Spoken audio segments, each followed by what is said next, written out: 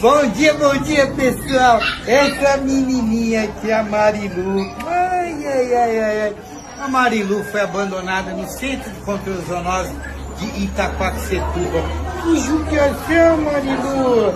Mas, ó, antes dela vir aqui, ela passou no correio e deixou um monte de cartinha pro Papai Noel. Ô, Papai Noel, eu tô indo lá. Eu quero ganhar uma família, um lar. Meu, eternas criancinhas.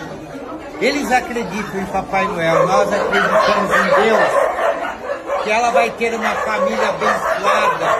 Né? Ai, tá todo mundo gritando aí, ó.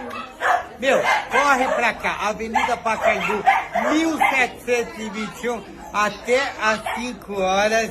Fala, olha, eu quero um pai, uma família. Estamos te esperando, falou? Valeu, corre pra cá.